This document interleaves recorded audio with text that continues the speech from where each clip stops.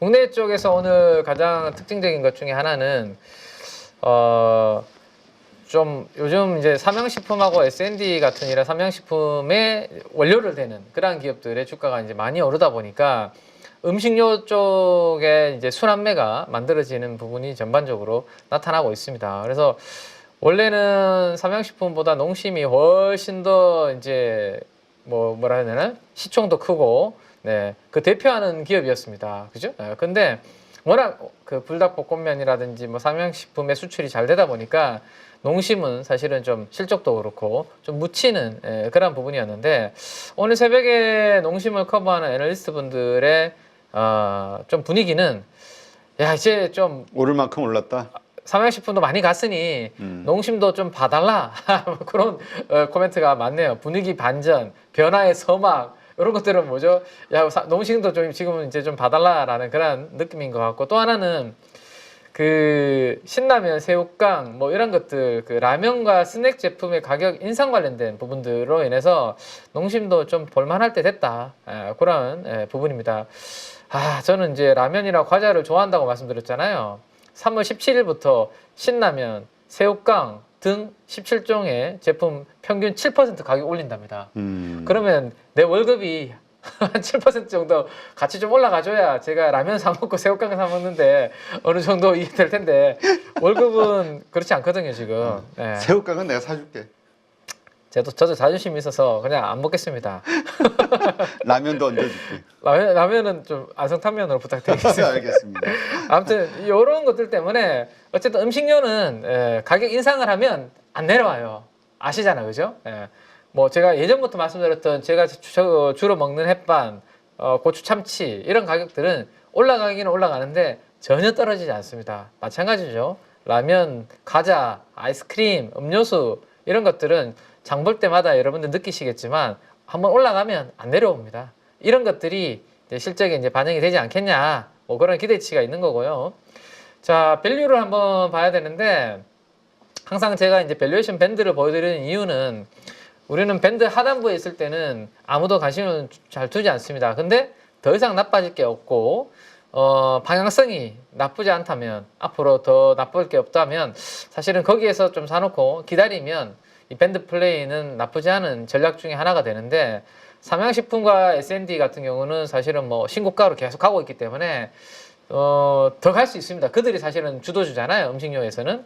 근데 그들이 손이 안 나간다면 이 농심의 이제 밴드 정도 한번 보시는 거 공부하시면서 보실 필요가 있을 것 같고 지난번에 미국의 계란이 마트에서 아침에 마트 열리자마자 계란은 다 품절이다 라는 말씀 드렸고 그때 미국의 법인의 턴어라운드 관점으로 제가 풀무원에 대한 이야기를 요 양봉 2월 4일 날 양봉 만들어졌는 날 이제 말씀을 드렸는데 풀무원에 대한 부분들도 최근에 또 계속해서 주가가 빠지지 않고 올랐다가 지금 옆으로 행보하면서 에너지를 지금 모으는 이격이 벌어졌다가 에너지를 모으는 그런 과정이 있고 전고점에서 쉬어가는 그런 그림을 보이고 있습니다. 그렇죠?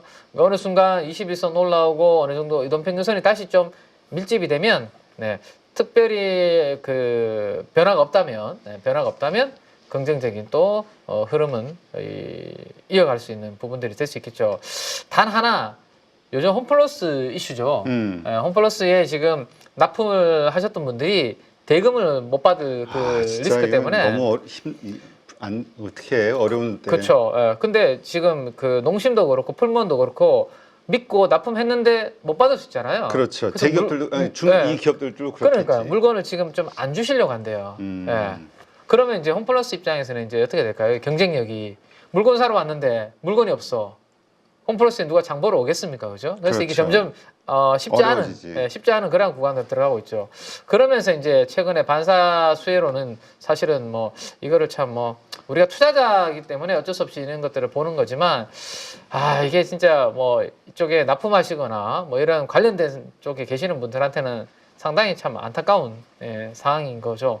근데 어쨌든 이마트가 사실은 별로 크게 뭐 좋은 거는 저는 잘 모르겠는데 왜냐면 제가 장을 안 보고 하다 보니까 그리고 내수 경기가 워낙 지금 별로 안 좋고 하니까 그런데 주가가 6만 원에서 지금 거의 8만 원 위로 개별 종목처럼 이렇게 급등하는 그런 부분들이 만들어지고 있습니다. 사실 이마트도 좀 전에 농심의 이제 밸류 밴드를 보셨던 것처럼 이마트 한번 보여드리면 뭐 그냥 PBR 보시면 되겠네요, 그죠?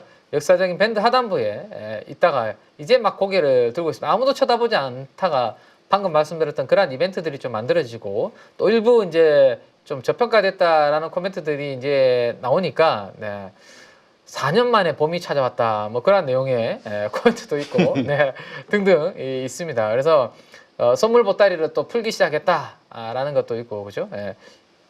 가이던스 1조 원 제시 등등 이런 부분들이 나오면서 반사수의 기대감으로 이마트까지 올라오는 그런 부분들 정도 참고하시면 될 것 같고 그다음 이제 제가 그 오늘 또 하나 이제 재미있는 걸로 보는 만한 거는 이건 이제 러우 전쟁과 관련된 이벤트에서 벌어지는 부분인데 지금 미국이 어쨌든 네, 압박을 하고 있지 않습니까, 그죠? 그렇죠. 네.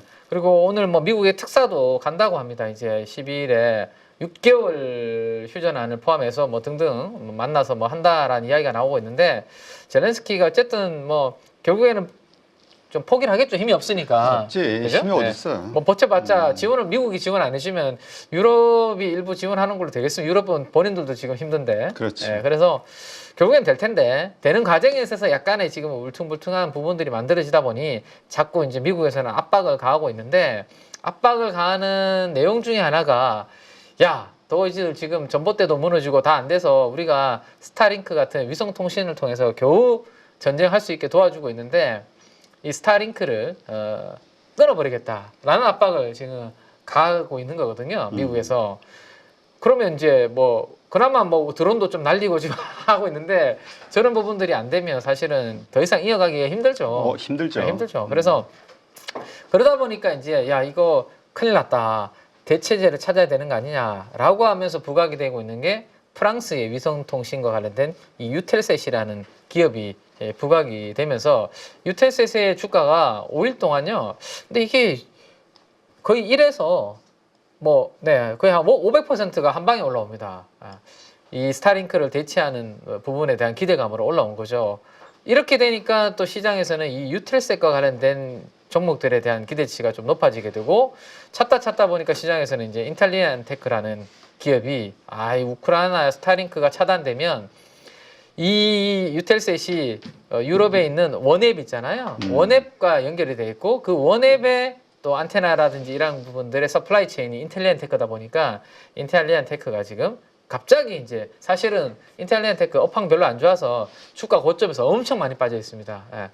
근데 이 이슈 때문에 지금 좀 올라오고 있는 부분들이 있어서 우주 그다음에 위성통신 관련된 종목들이 최근에 수급 좀 들어오면서 바닥에서 꿈틀꿈틀하는 이유가 요와 관련된 부분들이 좀 움직임이 좀 나타나고 있다라고 보시면 될 것 같아요.